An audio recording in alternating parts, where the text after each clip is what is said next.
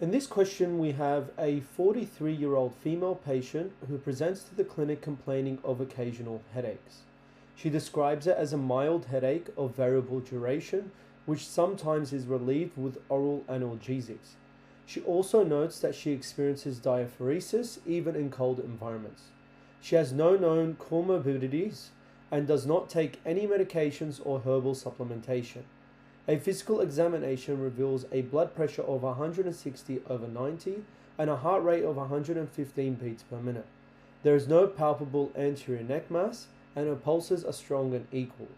Which of the following is the most likely diagnosis in this patient? So option A, essential hypertension. This is incorrect. Essential hypertension usually presents asymptomatically, so the patient's not going to have these signs of diaphoresis and the tachycardia. The only time essential hypertension will present with symptoms is when we have end organ failure, which is not the case in this scenario.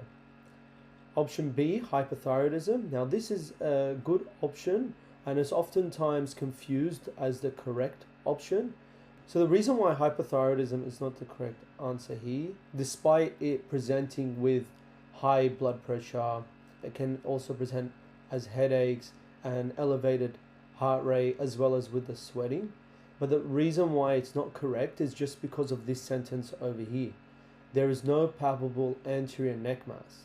The reason why this is included is to rule out this option B. Oftentimes with hypothyroidism, you can feel for an anterior neck mass, sometimes described as a goiter, which is not the case in this stem. Also, some other things with hypothyroidism, they often present with a tremor and also weight loss, and those are things that haven't shown up in this stem. So pheochromocytoma is the correct option here. So pheochromocytoma classically presents with headaches, the sweating, so the diaphoresis, and also the elevated blood pressure. I can get the best option here. Remember this triad associated with pheochromocytoma. It's called the 3 Ps of pheochromocytoma. So pheochromocytoma starts with P, and then these are the 3 Ps, so it helps you anchor it into your memory. So pressure, which is in reference to the hypertension.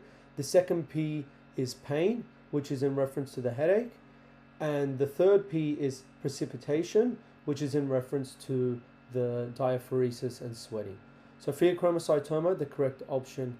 So coarctation of the aorta is incorrect. Aorta presents with absent or weak pulses in the lower extremities, and there's often a difference in blood pressure between the upper and lower extremities.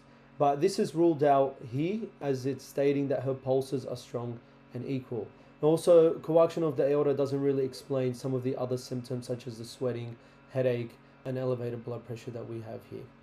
Final option, renal parenchymal disease. This is wrong. Renal parenchymal diseases could be things like renal failure. However, there's nothing really in this stem that we can associate with renal parenchymal disease.